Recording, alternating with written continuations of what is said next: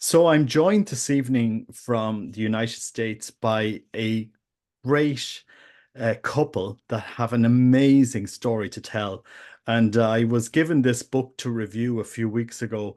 And as I started reading through it, it was so poignant. It was such an amazing story and so beautiful to see God's grace working in the life of a couple. And so this evening, we're joined with Joe McGivney and his wife, Nicole McGivney. And to us Irish and to many Americans, the name McGivney should ring a bell because there is a blessed Michael McGivney, who is a relation of Joe's, who founded the Knights of St. Columbus in America. So this name should be familiar to many people. And Joe has an amazing story to tell. His book is called "You're a Miracle," and it talks about his recovery from alcohol addiction. And I think you're very brave as a couple to write this book, to reveal your family struggles, to give hope to so many people. So, Joe, I would just like you to take as much time as you can to, Nicole, to bring us through your struggles, how you came to write this book, and to share your testimony. And then later, I'll put a link to the book by Sophia Press in this interview, so people can read it and share it around. I appreciate Thank that, you. Robert. I guess I maybe start sort of the way we started the book. At the beginning, for me at least, I was born and raised on the south side of Chicago in a very traditional Irish Catholic neighborhood. Uh, and like most good Irish Catholics, I was baptized before, when I was 10 days old, made the sacraments of my first Holy Communion, confirmation. Um, my family at that point in my childhood went to church every Sunday. And they're actually, my Catholic roots went pretty deep. My grandfather, Andrew McGivney, who passed before I was born, was a very prominent figure in the Catholic Archdiocese of Chicago. He was an attorney that handled a lot of the civil legal work for the diocese. So while my Catholic roots ran deep, when I look back as a child, I never really felt a connection, not only to the church, but even to God. When I remember being a little kid and being scared when I would walk into church. The booming pipe organ and the homilies were a bit fire and brimstone back in that time, and it would scare me. So anyway, I ended up ultimately even attending an all-boys Catholic high school in Chicago, Brother Rice High School, which was run by the Irish Christian Brothers at the time. Excuse me. So, I still had some kind of a connection to the church. But then after I graduated high school and went off to college, I just stopped going to Mass. And, as it progressed through my adulthood, my own selfishness really took over. And I just didn't see what was in it for me, just take an hour out of a Sunday morning to get up and go to Mass. Again, because of really my selfishness. So that's kind of the, a little background on my faith journey. But starting in my childhood is also where my alcoholic journey began. As a young boy, I always felt like I didn't belong and that I was less than everyone else. And there's really no sense behind it. For example, I never felt like I was a good student, yet I was one of the top students in my school. I always thought that what was a bad athlete. No, I wasn't. I was actually a pretty good athlete. I always thought that I was, an outcast and didn't belong anywhere. None of that was true, but in my, mind and in my heart, I always felt that I didn't belong anywhere, that I wasn't any of those things. So I remember being 12 years old. It was over the summer break before we began eighth grade. here in the U.S. Um, and that was there was a night, it was in probably August or July of that summer, where my love affair with alcohol began. Um, I was hanging out in the front yard of one of my friends' houses, and there were six of us boys there. And his older brother walked out of the house, and we asked where he was going. He said, "I'm going to the liquor store." And one of us chimed in, "Will you get some beer for us?" And he said, "Sure, give me some money." And we did. And he did. And he came back with 3 cans of beer for each of us. And I popped that first beer, struggled to get it down. I thought it tasted horrible. But by the time I finished that first beer, I started feeling different. And by the time I finished the third beer, I felt like I was smart and I was charming and I was good looking and I was funny. All those fears of being less than just kind of drifted away. So um, I'll never forget that night. And I'll also never forget the following morning when I woke up with my first hangover. My head was splitting. And I think most normal people would have sworn off alcohol, at least for the moment after that had happened. I was the opposite. I was thinking, I can't wait to do this again.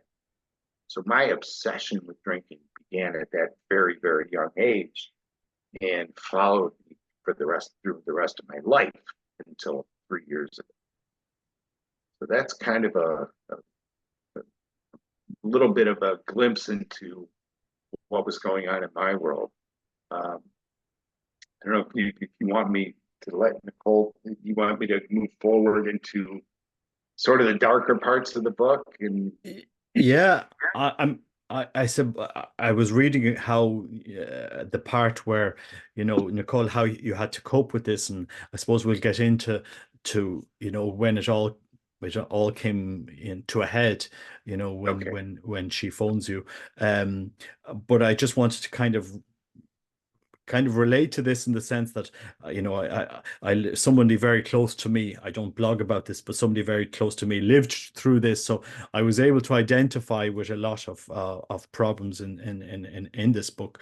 And there's a lot of people that have been listening to this podcast that will have experienced this, that are experiencing problems with addictions, and it's important that we give them hope.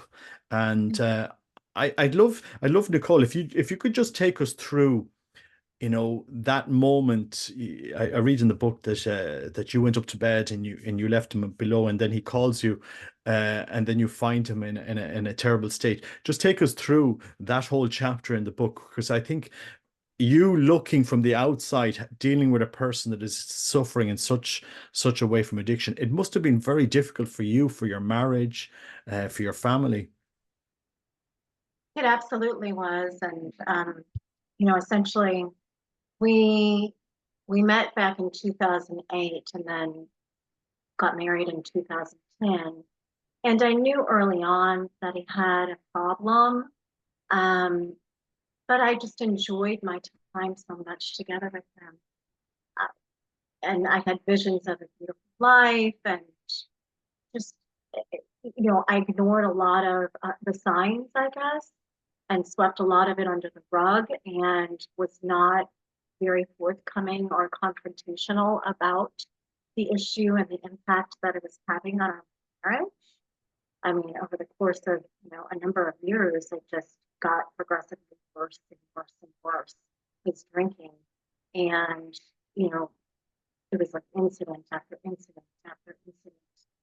And I would just sometimes say things here and there, and then other times I would just seem to ignore, brush it under the rug, and continue on, living life with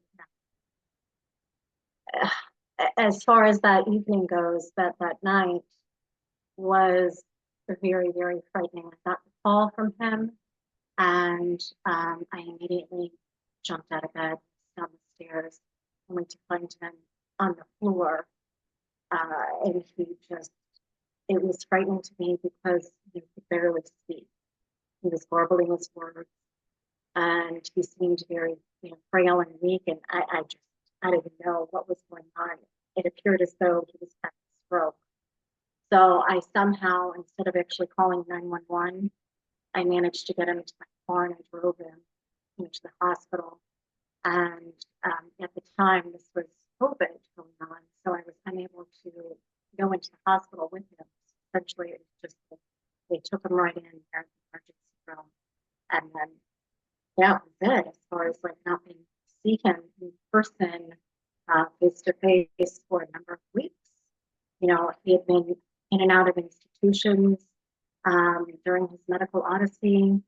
They were trying to detox him, and they did, but he was not getting better. He was only deteriorating and getting worse mentally. And eventually, he ended up at a locked psych ward, which was his last stop. And it was there that they had said, they had given me really grave news as far as this is it. So sorry, Mrs. McGivney, but this is it. This is how he's going to be for the rest of his life. Essentially, that's when they told me he had this condition called Korsakoff psychosis, which is it's a physiological, neurological condition as a result of too much alcohol over the years. And so all the destructive behavior manifested itself, essentially. And I was beyond devastated. It was so tragic. This is the love of my life. And, I had visions of an entirely different outcome in life with him. And how could this possibly be my reality now, our life together? And what's happening? What has happened? I mean, it was very, very devastating, very tragic. I lost a lot of weight. I'm very petite to begin with. I dropped a good 10 pounds, down to nothing, could barely stay afloat. I'm a school teacher. Can you imagine trying to go to work every single day, attend with little kids, teaching kindergarten, and communicating effectively with doctors, and then going back and sharing all this medical information with his family members. And I was a mess. It was really, really so tough. A very, very dark time. It's like, how much more can a woman take? Oh.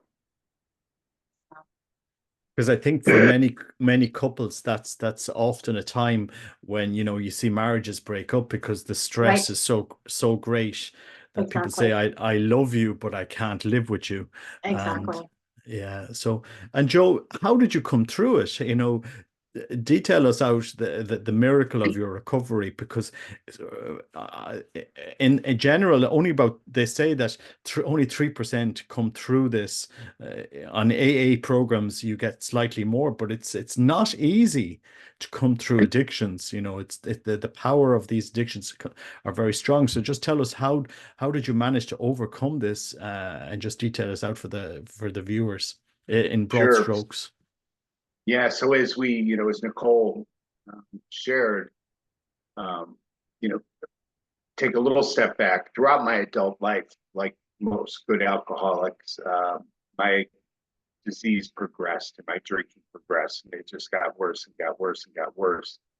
And then during COVID, in the months before I collapsed, I had intentionally had vodka flowing through my body and, more importantly, through my brain 24/7. I would get up first thing in the morning, start drinking, and I would drink throughout the day into the evening, and then wake up the following morning and start all over again. And I was drinking each day the equivalent of a 750 milliliter bottle of vodka and 2 bottles of wine each day.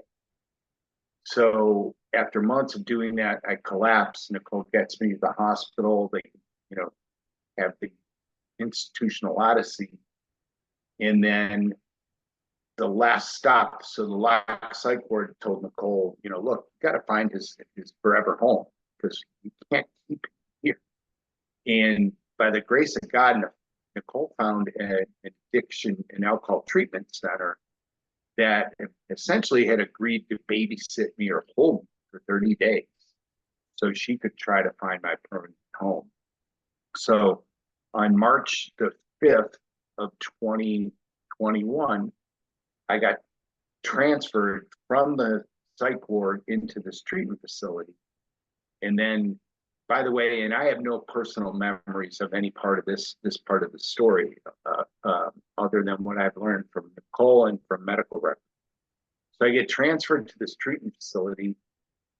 They put me to bed that night, and I woke up the morning of March the 6th, the following morning, and I was completely healed.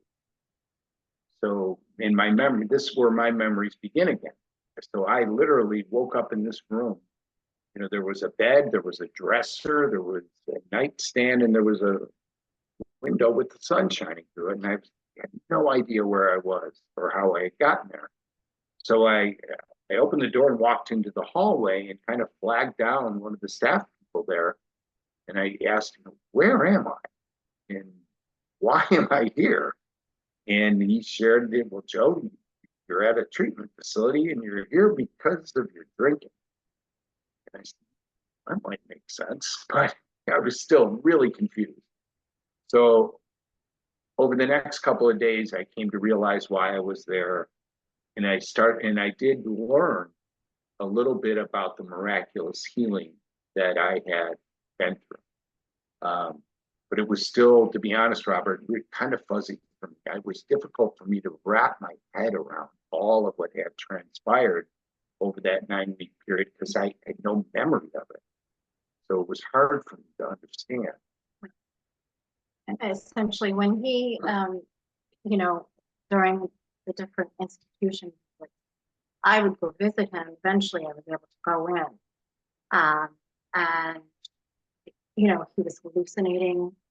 They, because of his behavior, which was very combative and aggressive, uncontrollable, essentially, they, gave him wrist ties and they had a roll belt on him, and they tied his ankles as well. So he was strapped to the bed, so, and he needed a babysitter in there 24/7 to oversee and watch him, because not only was he a danger to himself, a danger to others.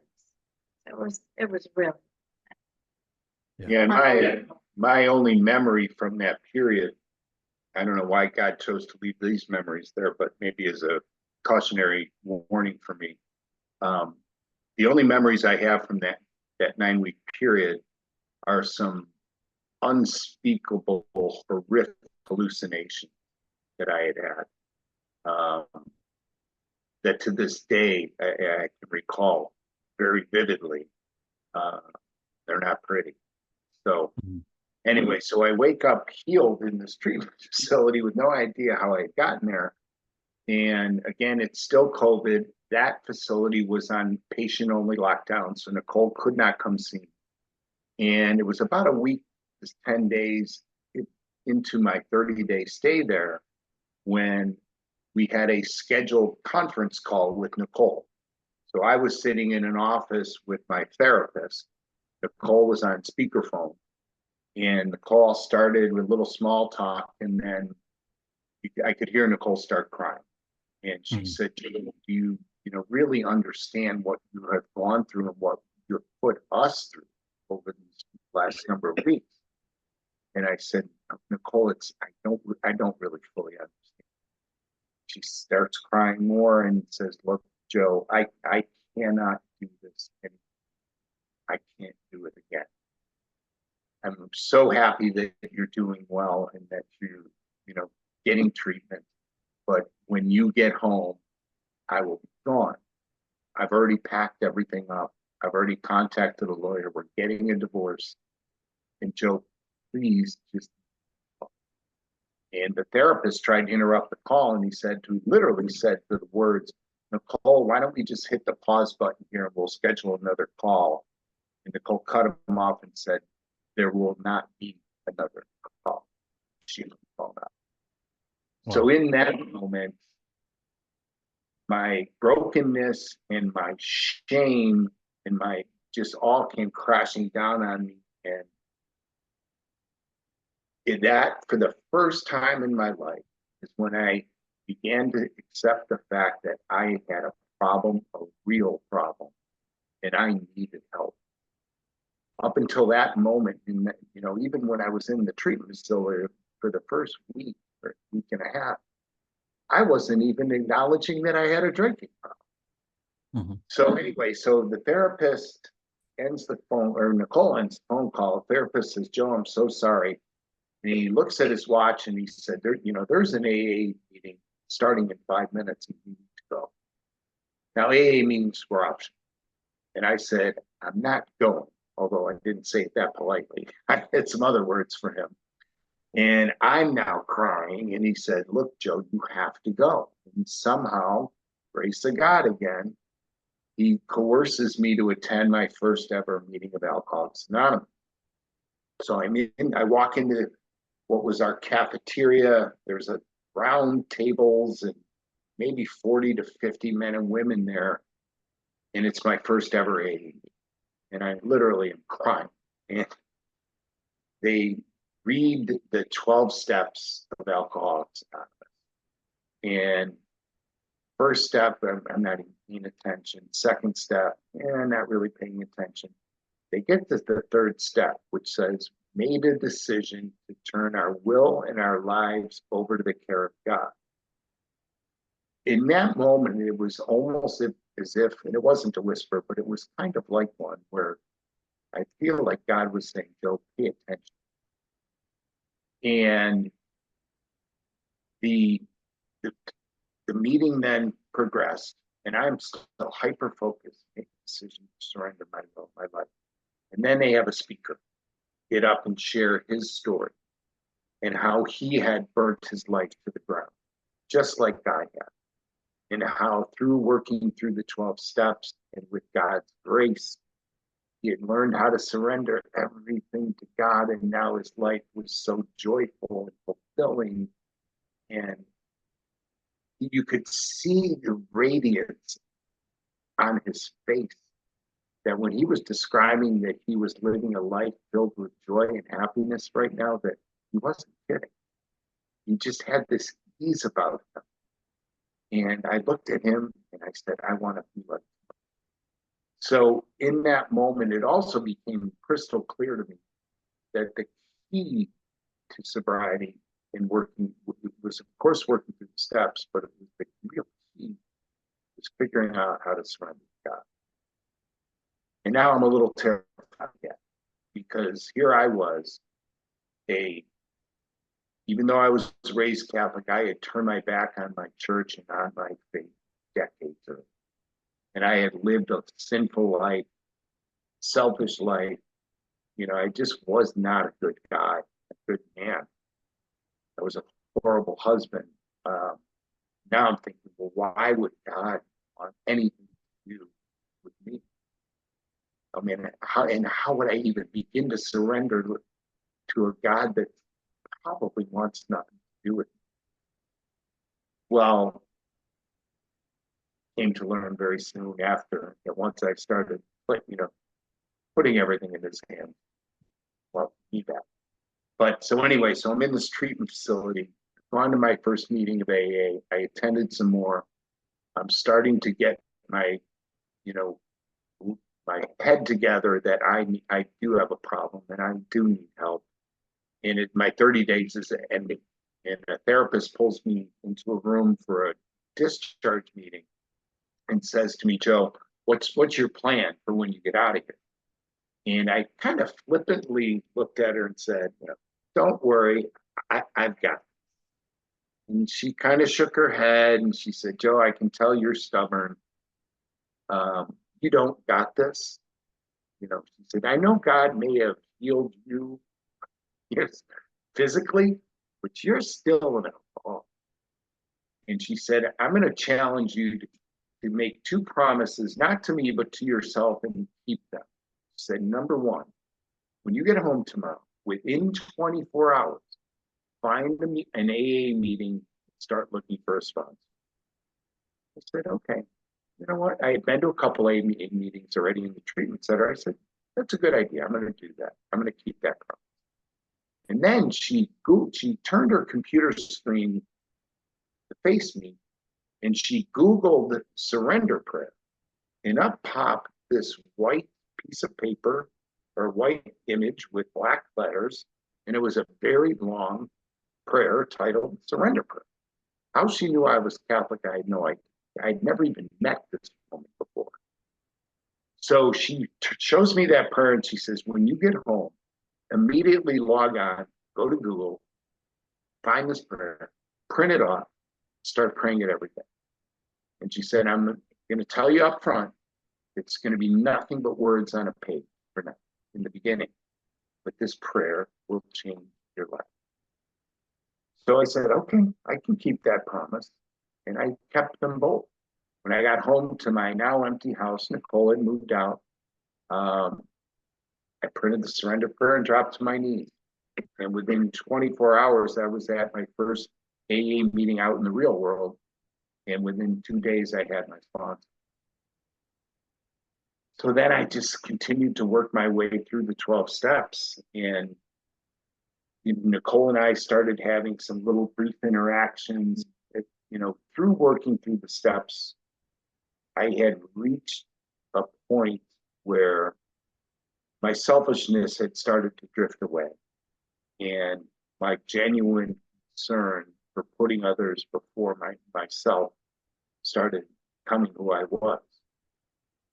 And I had a moment where, as badly as I missed Nicole and as much as I loved her, I reached the point where what I wanted for her more than anything was for her to be happy. And if her happiness meant a life without me getting into it, I prayed that she would have that. I wanted her to have, especially after having learned about the horrors that I put her through. I just wanted her to be happy. And I surrendered that to God. And over a period of a few months, we started having these little interactions, and we had both started living our lives apart, but it was always kind of in the background. And God bless Nicole, he had the courage. I don't know if you want to jump in. So we're about 6 months, 7 months into my sobriety.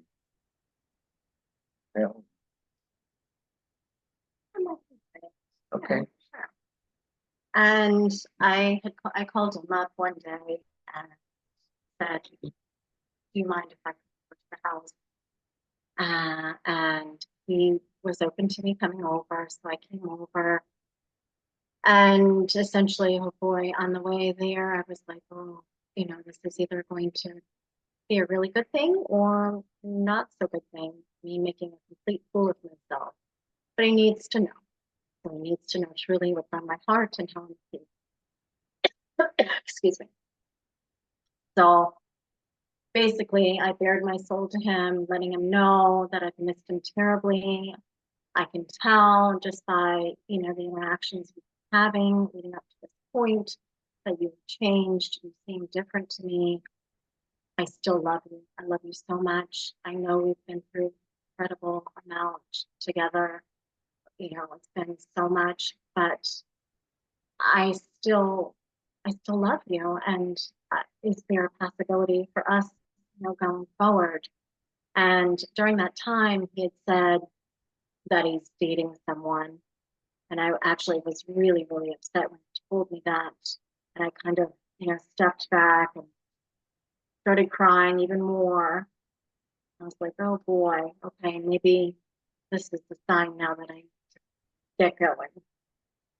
So, he walked me out to my car, near to my car, and it was just a beautiful afternoon. Sun was shining. People were around in the neighborhood, but like all that noise didn't matter. What mattered was the two of us, and there we stood, just some distance in between us. Words, we didn't say anything. it was like an electric moment. Like God was like, this is your time to have the two of you to be back together. This is your time. So I walked away, got in my car, drove off, and within a week's time, he called me and had said, hey, he's like, well, I'm at the new office now. Would you like to come by and take a look at your accounts? My financial accounts. And he's always been very excellent in business, finances, and everything. He's a financial advisor. So I trust him implicitly with all of that. And I was like, what?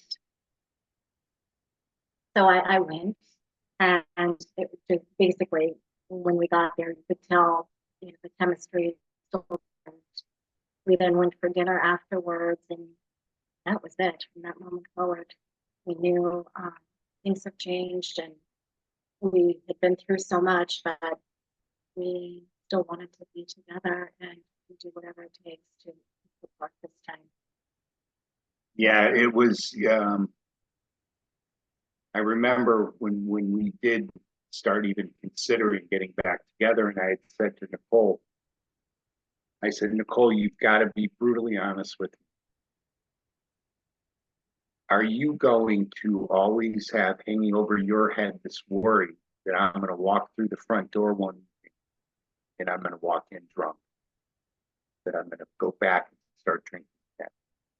And she said, Joe, I want us to be together again because I know that that's not even an option for you.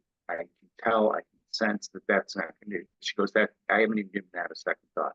She said, I want to be with you again because you are different now. You're different. You're calmer. You're just everything about you is different. I want us to be married. So we ended up getting married. By the way, during this period of time, I had started going back to church. I had actually done a little church shopping. I had gone to my first few attempts at going back to church were in non-Catholic churches. And then I finally worked up the courage to walk back into a Catholic church, and I immediately just felt like I was home. And soon after I started attending church every Sunday, it might have been during Lent actually, the priest had done a sermon on what it meant to be a good Catholic, but he ended it up and it was as if he was talking right to me. And he said, heaven is not for the good and the righteous. Heaven is for the forgiven. And it was like, boom, hit me right in my heart. It's like, well, if anyone proved that God forgives, I'm the guy. So long story short, Nicole and I remarried. We also, Nicole started going to Mass with me. And Nicole had never been baptized. She was one of the most spiritual women I've ever known, but her mother and father, who were both Catholics, just chose not to baptize their two daughters, when saying that when they become grown-ups, they can make their own choices about that. So anyway, Nicole's now going to Mass with me, and I didn't want to push her. And after a few months of going to Mass every Sunday together, our incredible priest, Father Aidan, a fellow Irishman, by the way, had given a homily at Mass one day, and there was a baptism of a little child during Mass. And after the Mass, Nicole had tears streaming down her eyes, and she looked at me and said, I want to be Catholic. I want to be baptized. I want to be part of this. This feels like home. And she ended up going through the education process. And here in the U.S., I don't know about Ireland, it's called RCIA. And I went through it with her as her sponsor. And at last year's Easter Vigil, Nicole was baptized and confirmed. And my mother would be very proud, Robert. I now have a beautiful Catholic wife.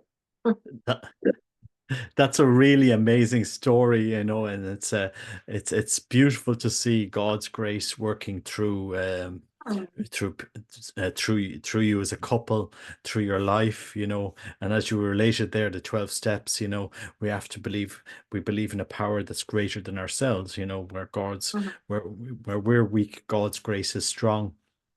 And I really do think your story will resonate with so many people. There's so many couples that are hurting, people that are hurting, and to know you don't need to live in that situation. That there is hope and there is redemption. Now, if it's okay, if we have the time, there's one very, very important part of my miraculous healing that we haven't talked about yet. Go ahead. My relative, Father Michael McGivney. So, it became in the weeks and months after my miraculous healing, it became crystal clear that what happened was an act of God, that there was no medical explanation of any kind, that it was clearly a miraculous healing. Well, I couldn't help but wonder all the time, why? Why did God choose to save me? Upon consideration, I'm probably the last guy anyone would have thought God would have chosen to save. So why? And in August, so a few months after I had had my miracle, I decided to join the Knights of Columbus because I wanted to start serving others every way I could find. And soon after I joined the Knights, one of my relatives, my Aunt Jerry, who's a McGivney, a devout Catholic woman, and she became a very, very close confidant because she's also a nurse. While I was going through my medical issues, she would really help Nicole and comfort Nicole and explain to Nicole what was actually going on. So anyway, I joined the Knights of Columbus on a Thursday. That Saturday morning, I have a phone call with Aunt Jerry, and I told her I'd join the Knights. And I was expecting her to be really happy. And instead, she starts, I can hear her crying. It's like, Jerry, what's going on? And she said, Joey, when you were sick, I prayed to anyone who would listen. I prayed to Jesus, to God, to Mary, to our relatives. She said, but I fervently prayed to our relative, Father Michael. And then I started learning more about Father Michael. I started learning that he had just recently been beatified, and that the Vatican, it requires one more miracle for him to come. And then it's like, could this possibly be that maybe, perhaps, that was why I was saved? So it was said, nobody but God knows the answer to why he chose to save me. But we like to think now that Father Michael's intercession may have played a role in that. And we also definitely think that part of the reason was so that we would share this story. Nicole and I, before we started writing the book, we talked long and hard about it, implications. And we both kind of mutually agreed it would be kind of selfish of us to not write this book and not share this. So here we sit. I'm sorry, I can't hear you, Robert. I think the miracle is, Nicole, you became Catholic and you start through all of this process. There's two miracles here. Amen. Yes, there we go. Amen. Thank you. You never know. God's ways are not our ways, and it's Right? it's amazing the two stories. I mean, during that dark time, he didn't know who I was. He was in his own little world, own imagination, and all these hallucinations. It was interesting from a psychology standpoint. Sit in the room with him and honestly watch him. I mean, each time I would visit, it was something different, and I was here. What in the world do we have here? So yeah, it was quite the journey. Yeah. Well, it's an amazing story, and I suppose we're just getting a brief overlook, and I'm asking people to please buy the book from Sophia Press. I'm going to put a link below. And Yeah, obviously, Robert, just to let you know too, the Sophia acts as our PR agency in this, but they're not our publisher. So in okay, order to actually order the book, you can find it on Amazon.com. yes, that's it. And the title is You're a Miracle with an exclamation point. And then the Perfect. other place to find it, if you go to our website, which is McGivney.com, in addition to have a link to purchase the book on Amazon, Knights of Columbus has gotten wind, and the cause for canonization has gotten wind on what has happened. And they have, they produced a couple of videos about, what happened and whether, Father Michael may have been responsible for that. Yeah. So if you go to joemcgivney.com, there is a link to some of those YouTube videos as well. Perfect. And I'll put the links in the video afterwards so that people can Thank you, just Robert. click in the description and you get the links. And as I said, I think this is an amazing story. It gives so much hope. Reading the book resonated with me a lot. And you see so many stories of people that don't make it through, and it's amazing to have this great conversation with both of you, and to give hope to other people that you're not alone. Thank you. Yeah. Thank you, Robert. And we look forward, hopefully, Joe and Nicole, that you come to Ireland. I live near Knock Shrine, and if once you come we here, were there. We were there. Yeah. We just went this past summer, August. In August. We Okay. went on a trip Mhm. with 50 McGivney. no Mostly way. all from Chicago. Yes way. And we spent 8 nights in Ireland, Mhm. 4 nights in Dublin, 4 nights in Galway, and we used those, as our sort of base camps while we, at least Yeah. covered some of Ireland. But by far, and we did go to Knock. We did go to, I forgot, I don't remember the name of it, but where the tall crosses are. Clonmacnoise. Yes, thank you. Yeah. That was really special, really cool to see that, the 3 crosses and how they went from pagan to sort of this mix, and the first ever, the early Christian symbols of Christ on one of those crosses. That was so meaningful. But by far, the one most memorable day was when we were in Kilmallock, County Cavan, where my great grandfather was born. And while we were there, a number of people from the village heard we were coming, and they, rolled out the red carpet and greeted us. It was really cool.